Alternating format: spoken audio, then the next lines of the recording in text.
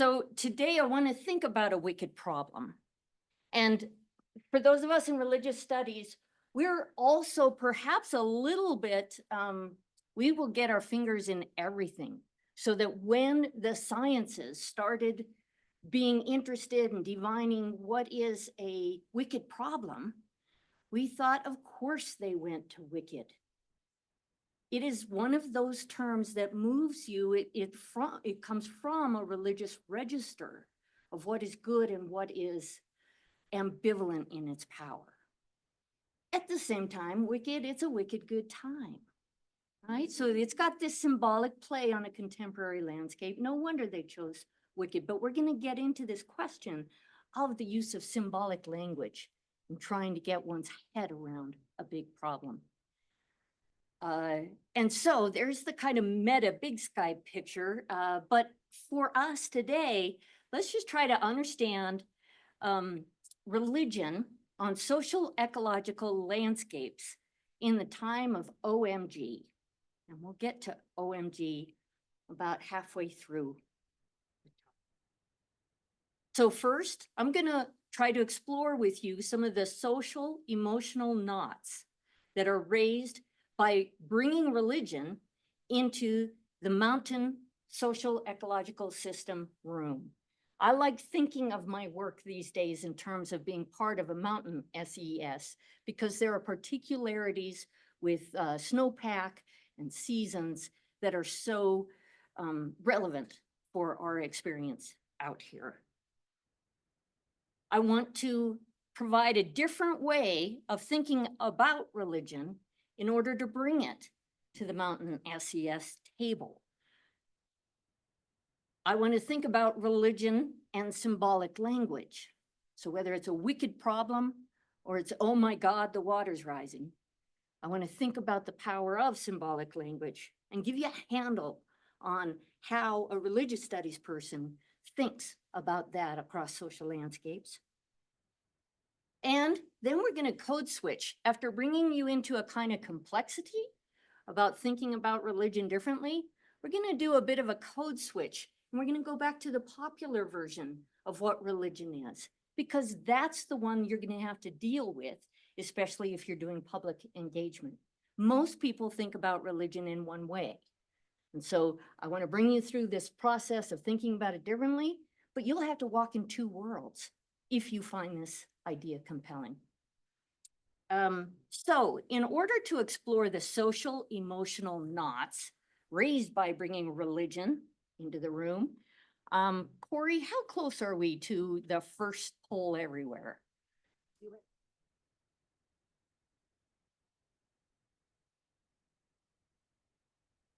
Poll everywhere.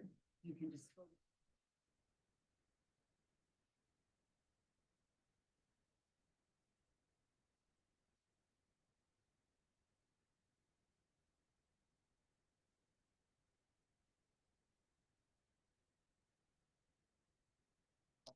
Oh, great, great. Yeah.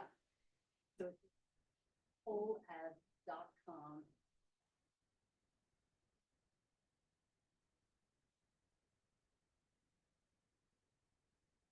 So the first question that I hope you see when you get there is, is it a forward slash or a backward slash?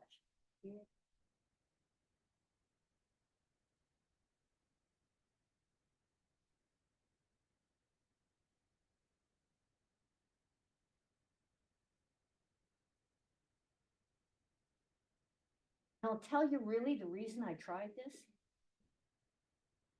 is because I'm doing a lot of training with the MIT En-ROADS climate simulator. That's what you need. And they use it. I find it this difficult pitch and then it works.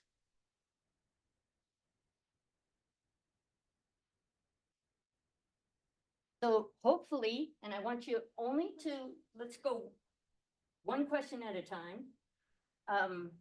I'm wondering, how do you feel if I ask you if you're part of social ecological system?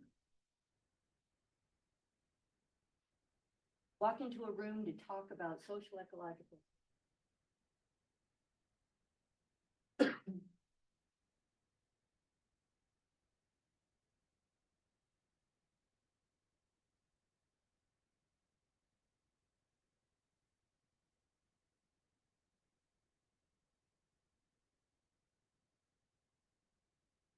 Everyone done with that one? How about getting to the second one? This is where I'm wondering if the blood pressure might go up in the room if I ask, how do you feel if I ask you part of a religion?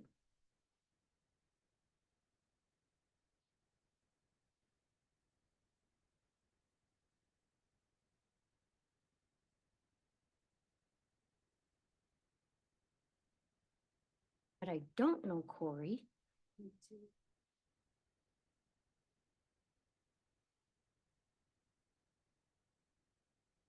The first one, how did people feel about being part of a?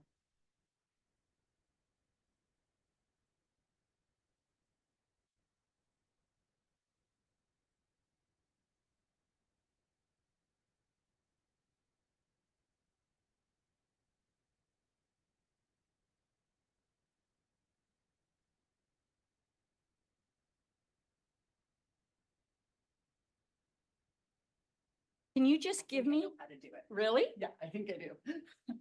I just realized if I go to the Zoom, So in order to not let the technology get in the way, wondering if you guys can tell me, like those two questions raised a different set of emotions for you.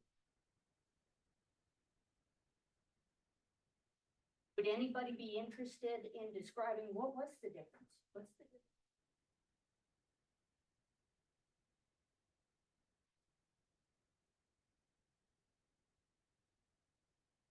one to ask.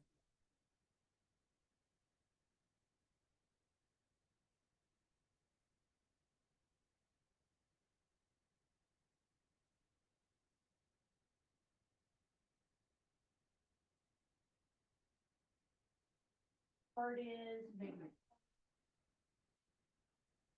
part of an SES.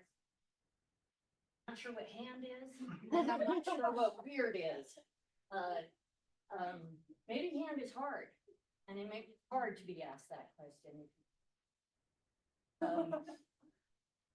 Then let's see what people said regarding. This is.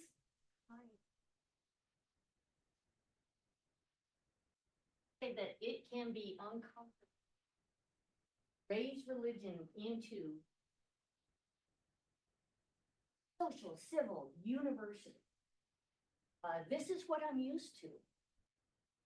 The faculty at the university don't know. What are we doing? Are we being religious? I'm religious. Most of my students want to know, are you religious? Not something I think they'd ask if I was a physics prof.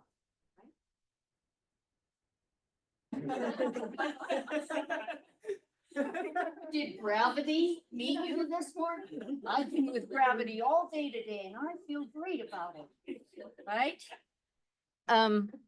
So let's go to think about, I just wanted to introduce the not in here because what research tells us is that on the American landscape, if you introduce religion into social settings, you are likely to create a room. Do you want me to get your presentation? I'm sorry. I Mary, thought- I just, Yeah. okay, Thank you. I'll just make sure. So it might be the next slide. Make sure you go to the next slide because it sticks me here. Oh. Okay, well, we'll just go to the next slide. I'll wait till I'm at Yeah. MIT before I try this again, I Okay. promise.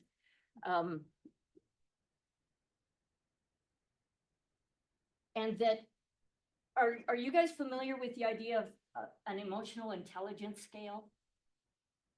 Kind of a way to evaluate that religion is generally the lowest level of emotional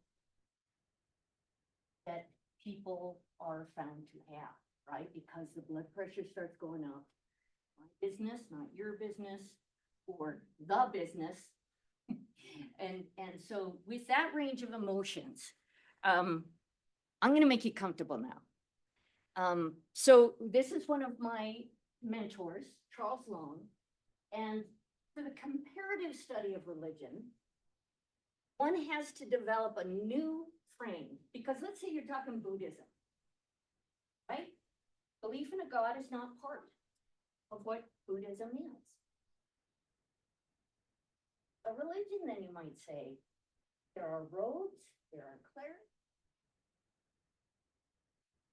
Steps you have to live by,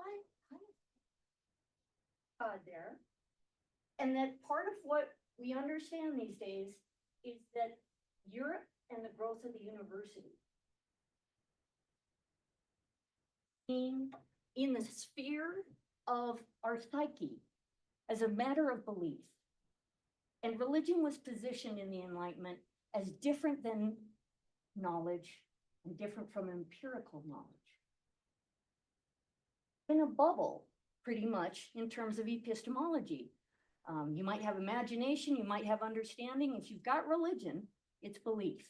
And that's how they put it in its place. Kant asked that we have religion within the limits of reason alone. Supposed to authorize how one was religious.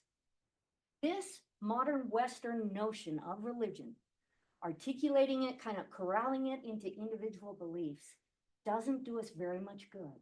If what you want to do is go to other places, consider the world differently.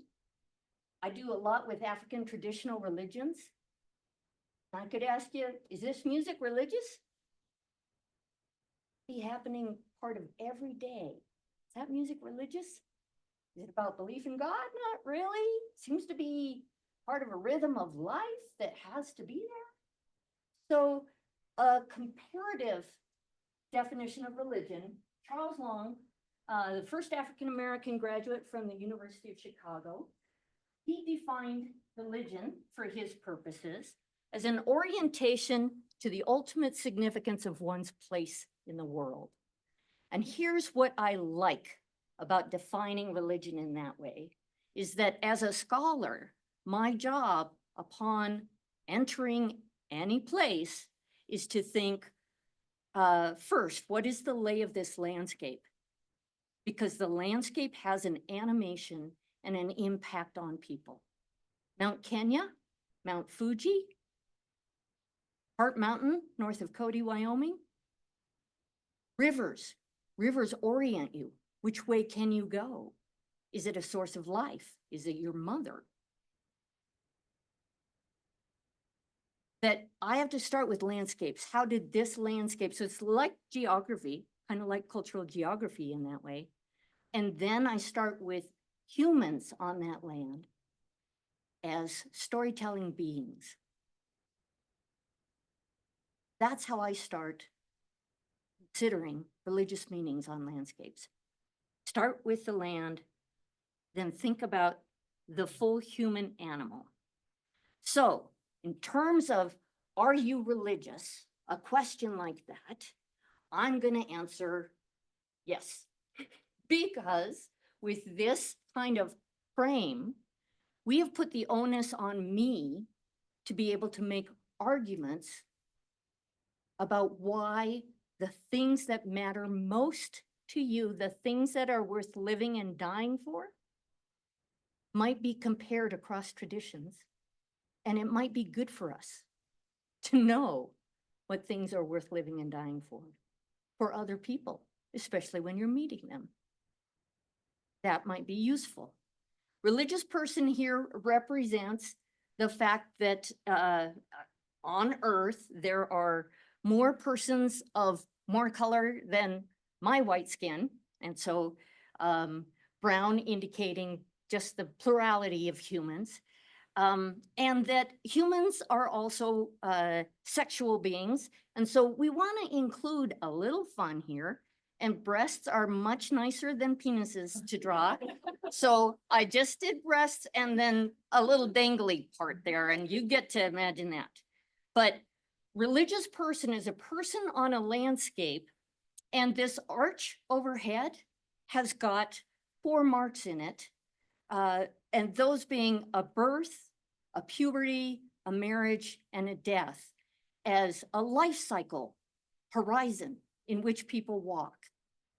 And it also has a seasonal component to it, because annually, every year, we have a repetition of season, and that those things develop a person's orientation to the ultimate significance of their place in the world. And that's why festivals will happen annually, is that every summer it's time for a Sundance, or every November, I guess it's October, it's time for Halloween and problems. So there are persons whose underneath religious person then is the ground they walk on, and the cliff of mortality, and that needs coconuts and Monty Python. But there is a cliff of mortality that faces the human and the human community, and it is always pressing. So with that, religious person moves in a cosmology that has temporal and spatial dimensions, and they encounter others.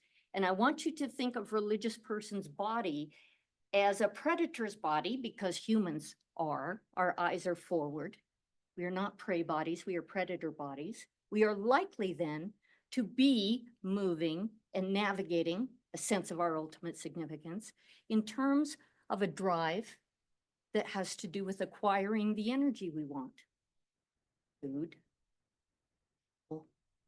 monster truck, these all have to do with feeding the predator, right?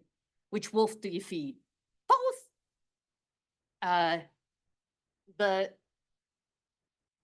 So I think religious studies brings an embodied understanding of the social component of social ecological landscapes that is powerful and helpful. And that one of the things you will start to realize is that something like ceremony, maybe some of you have read Leslie Marmon Silko's Ceremony. Something like ceremony is that work where a community has found an experience of power that they think should be repeated. Lots of times people think religion is supposed to be about beliefs and it's supposed to be nice. I want you to think instead that religious person is always engaged in relationships of power. They were born into a world they didn't make. They didn't make the trees, they didn't make the rivers. They want to question about where did the stuff come from? What is my right action in order to get the best of the stuff and avoid the worst stuff? And what's the meaning of my death for my community? So that's how I see religious person at work. I think it's useful. And now I want to think about us here in the contact zone. And this is Mary Louise Pratt, and she does literature. She's Spanish and Portuguese literature. And she describes a contact zone. I'm bringing this in because we're in Wyoming. As a space of colonial encounters, the space where people who were geographically and historically separated come into contact and establish ongoing relations, usually involving conditions of coercion, radical inequality, and intractable conflict. So based on her years of reading Spanish and Portuguese literature, a lot of familiarity with the conquest events and the contact zones that are created by that. And so if we think about what are the religious meanings of living in a contact zone, we're likely to be thinking about this intractable, radical inequality and intractable conflict as part of what is at stake when these animals, humans, are walking and coming into contact with each other. So there's room for trouble, that kind of an equation. And so Charles Long wants to think about what are the religious implications of the situation of cultural contact. And at a global scale, that's the question any of you would be arriving into. Contact zones are global. All right, so if you've stuck with me and you're willing to think about religion differently, and now we have bodies that are engaged in the kind of work that will bring to them the goods from this earth, what has religion got to do with climate change? On this slide, you can see on the top, there's the Thunderbird. And next to that, then you have a kind of saint's card. This is from a syncretic religion. So religions where the Yoruba pantheon of Africa made its way through the African diaspora. There's Shango, a god of lightning and the iron forge. And he is paired with Saint Barbara. And you can see she gets a tower and a cannon and a castle, and she gets a sword. So again, when I'm saying I want you to think of religious bodies, not in terms of beliefs, but that people who are engaged in relationships of power on landscapes. And lightning, part of power on landscapes. Thor, good old Thor. This is not as beefcakey as our contemporary Thor, but when it comes to something like lightning, it's got to be a god. And then here's an online webpage of contemporary prayers for bad weather and storms, so that you can go online and plug in to get some prayers if you're going through bad weather or storm. So we see this relationship of religious lives to extreme weather especially. So encountering nature's power presses humans to invoke a symbolic language, is what I'm trying to get across here. When you encounter the thunder of the afternoon, when the lightning has struck and maybe struck someone, when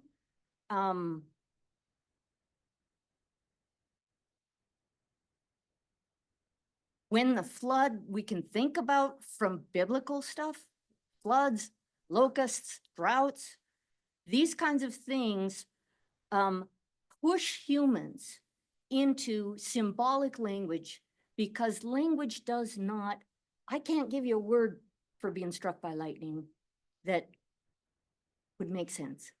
It's an experience that's where words fail.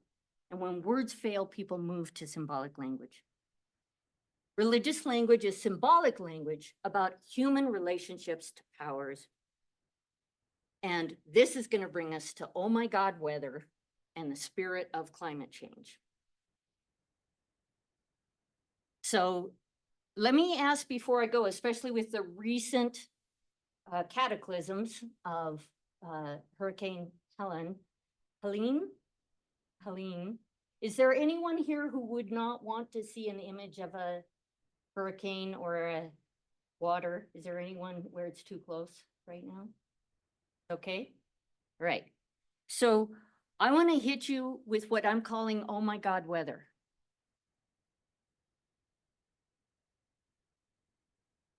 This is Crow Agency in the spring floods of 2011. Little Bighorn Tribal College is under there.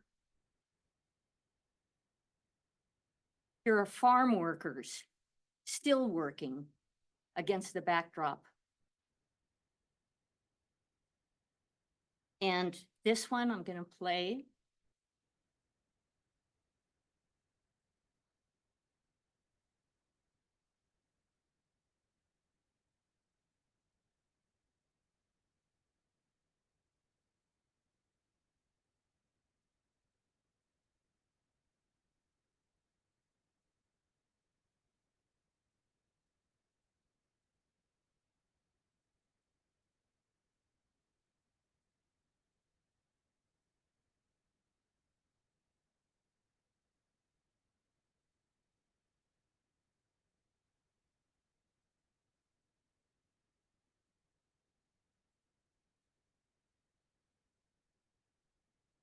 And so what I'm not saying, let me go.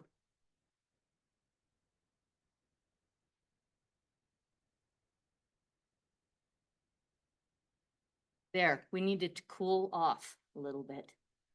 And if I invoke that kind of humor, I think it's because comedy does the same thing that symbolic language does. That it helps us step over what is too hard to put into words. And so scholars of religion, so I've thrown at you the idea that we now live in the time of, oh my God, weather. And I'm not saying that everyone got devout. What I'm saying is that when people are encountering this kind of force and power, they move to the language of symbolic language. And oh my God means both oh my God and oh my God. It means both. Just a phrase. Yet it's the phrase that's gone to. So scholars of religion are doing lots of things with trying to think about what is religion's impact on our world right now. And I bet you, well, I'll take a little more. I wanted to stop in a minute, but I'll take a little more. So that we have the Pew Research Center, sociologists of religion, considering how religion intersects with Americans' view on the environment. And they do this comprehensive, tested, researched, evidence-supported polling to try to find what are the relationships between different traditions and how people feel about their environment, how they feel about climate change. We have groups like the Public Religion Research Institute, who've produced the report, The Faith Factor in Climate Change, How Religion Impacts American Attitudes on Climate and Environmental Policy. And we have the engagement as well, then, of persons in significant positions of power invoking their faith to explain their behavior, their action or lack of action through that. And so we have the Pope's encyclical Laudato Si, his prayer for us to begin earth care. And we have Senator James Imhoff bringing the snowball into the Senate to say it's a hoax and that God has always promised the 4 seasons and they'll keep coming. And so the landscape's pretty varied, isn't it? We got sociologists doing things, we got survey people going out, we got Pope writing, we've got senators talking about it. So if we think of faith factor, that a person's perception of threat leads to their daily acts and voting behavior. And those are the steps that are willingly taken that are influenced by faith. I haven't put that very well, but I bet you hung on to me. Meaning that faith is influencing people's perception of threat. The Pope thinks it is a threat. Senator Imhoff says it's not, because God's in charge. And it would be human hubris to think we could change anything. So their perception of the threat leads to their daily acts and their voting behavior. There's some other points. What I want to get to is that what we might call the spiritual connection to the earth is the tipping point of a human's response to the weather, to the climate. So now I've tried to bring us into this kind of radical cultural geography of thinking of religious body as that which is, weaving a story that tells it, where did I come from? What's my next step? And what's the significance of death for my community? But now we're going to step back into the world that where religion means religion. The religion you've always thought about when somebody asks you, are you religious? Sense of do you have beliefs? Because that's what's at play predominantly on public landscapes. So in this blog Counterpoint, we've got a guy from Boston College arguing the climate movement has named its enemy and religious traditions can help. Right? So he's trying to say we could harness this willful, faith-based activity toward helping take down those producers, shut down with a political will, the just relentless emissions. And we've got someone like Catherine Hayhoe, who's a self-described evangelist. And there she is speaking to the affiliation of Christian biologists. So we have people from universities also engaging in these public settings to try and make a connection between the faith factor and action in the world. What am I doing with this background? I'm just going to tell you this last bit. 2 ways that I have come to public engagement work are 2 different teams here at the University of Wyoming. And I came to it through the idea of scenario planning. Is anyone here familiar with scenario planning? When I learned about scenario planning, I thought these guys are world making. They are looking ahead to a future and they are saying this would be right behavior. This is how a community could respond. And this could bring us to salvation. We could solve transportation problems. We could solve climate issues in cities. I thought these guys are a bunch of clerics out there. They are dreaming in rooms of people with scenario planning as processes where they get to imagine the future they wish to see, which is a significant part of religious meaning. And so, Cultivating Community Preparedness team, we've just, well, actually it's being reviewed, Unwinding the Spiral of Silence in Rural America, Looking Backward with Stories to Plan Forward. I bring my religious studies skills into a transdisciplinary team where everyone at first is like, what does religion have to do with this? And then pretty soon I get the feedback, this is kind of interesting, this could be valuable. And then we get participants in rooms for whom you've got to step over that first awkward knot about what does it mean to bring religion into a social engagement. Because if we don't bring it in, the faith factor there could shut us down. And then the WIAC team, and I have the privilege of working with Anderson, who is here today. And we are doing 2 kinds of, we call it grass tops and grassroots scenario planning. So when I'm in there, we are talking about a possible future scenario. What I see us doing is we're telling coyote stories. We're telling each other, oh, that's really not what we want to do. When Coyote ate the baby, it turned out badly. You tell Coyote stories to tell people something about what not to do.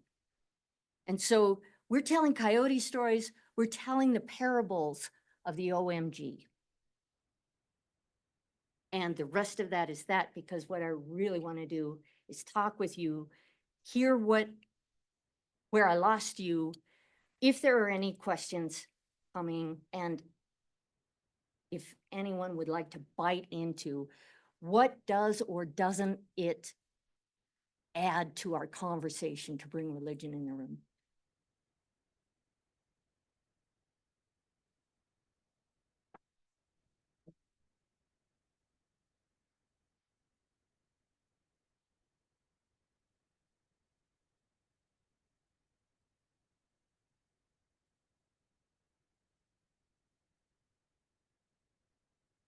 Question, even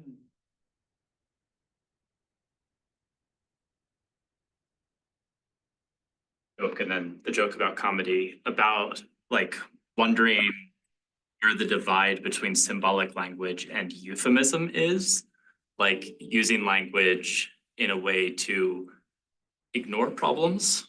And if there's if you do see any kind of like a spectrum there or connection or worry that symbolic language can be used in that way to sort of minimize or elide the gravity. Let me start with this question. Do you love me? Do you really love me?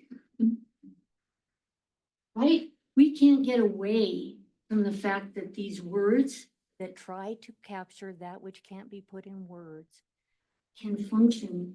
Baby, I love you. I love you. I really love you. The way these words function to both reveal and point towards something else and to conceal. And that we are in a game of representation and reading representation whenever, frankly, we're using language. Thank you.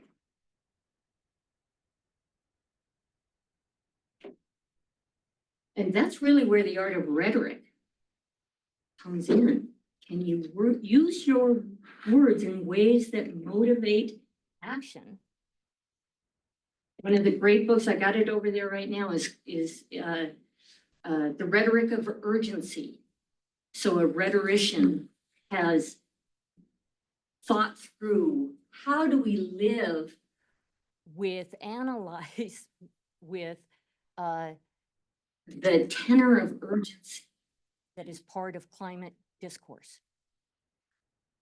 Now, I like to think that one of the great things about working with Charles Long's way of looking at the world is that it brought religious studies immediately into a relationship with Indigenous studies in terms of what do we mean if we say the word religion. And religion has such a damnable history in terms of its encounter with Indigenous persons, whether or not they were religious.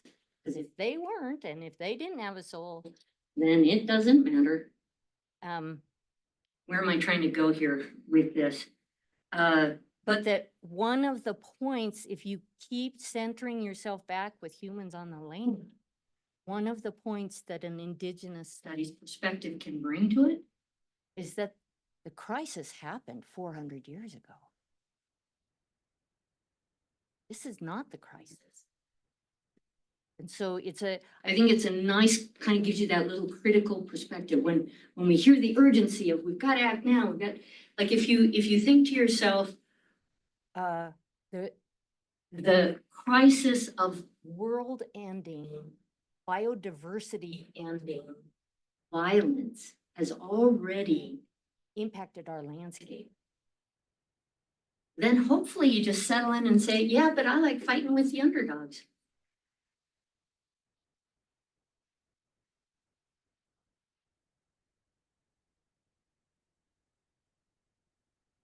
You said something at the very beginning about your view that religion can actually be harnessed to help solve these problems, like in very concrete ways. And I think this presentation was so lovely in sort of depicting, like, conceptually how religion helps us navigate these issues. But I'm just wondering if you could speak to that a little bit more, because I'm just curious what you would say in terms of like, how and in what ways do you think about harnessing religion to allow us to move through? First, I'd say you bring it into the room, because otherwise it's the elephant in the room that is really doing things. And so by bringing it into the room and realizing, I tell you, my Religion 1000 students, they are so relieved after day one when they realize you can talk about different religions and nobody's going to get upset. When I tell them you can be a Hindu and learn about Buddhism here. And I'm not asking you to be a Buddhist. This is quite funny, right? It would be like if I was teaching Chinese civilization and you came into my class, I would not be asking you to become Chinese. You can study, you can learn within the limits of what we can make claims of knowing. So one, bring it in the room. Religious literacy as a kind of, and there's folks at Harvard who've been working on this for 2 decades. How do we increase religious literacy? Two, well, this is super interesting, but where are we at? 3:58. We still have a few. We have a few minutes. Yeah. Okay. In the record of whether harnessing religion or religious communities organized around a doctrine or creed, whether that's a good thing or not, is a question for many people.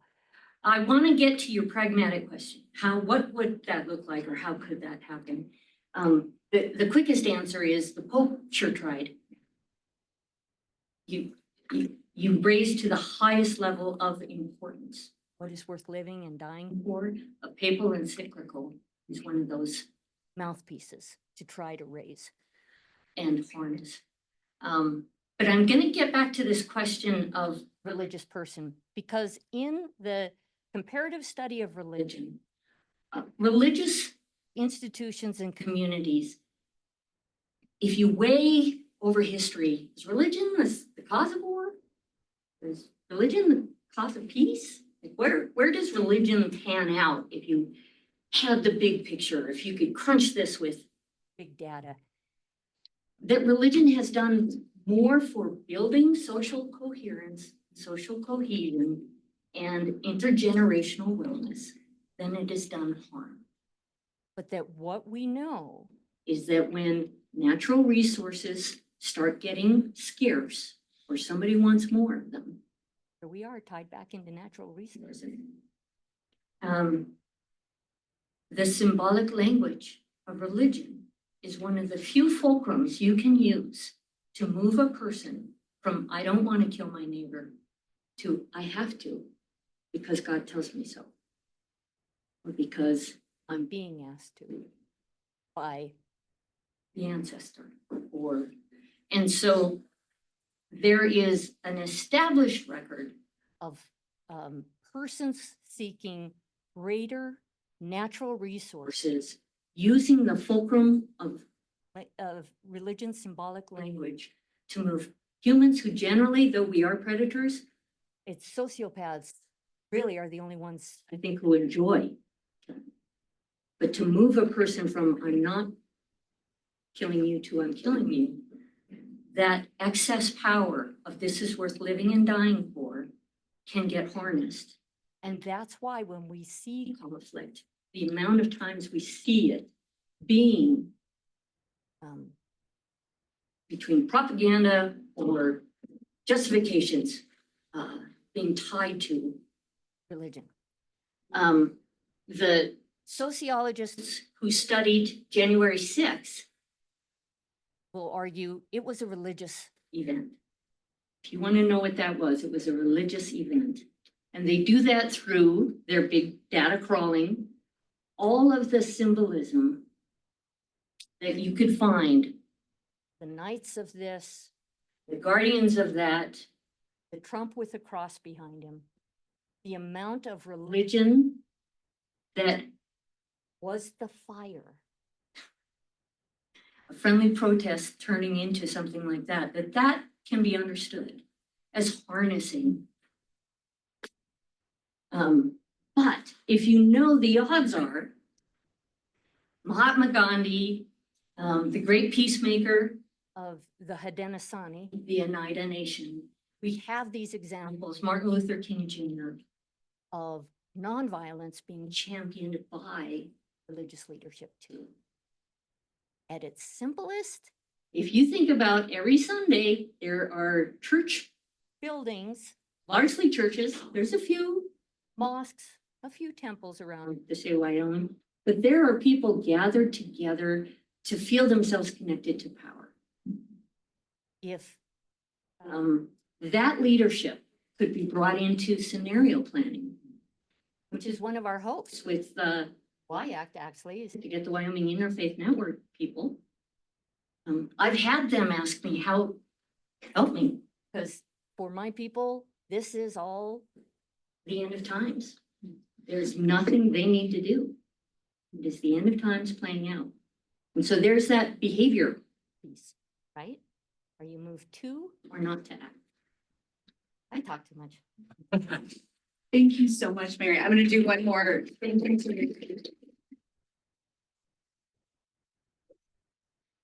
And I think a bunch of people still have questions and want to dialogue, so we'll just do that informally, because I know we've got a class that starts in about 7 minutes.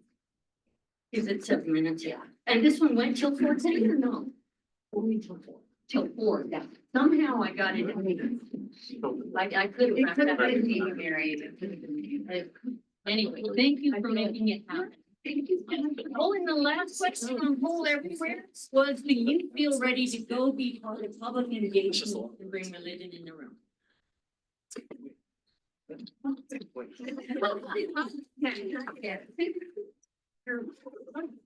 much better in that, Mary. Any more lessons? You make that time. I'm sure if you ask the question like, what's your political view? You'd have more of an even back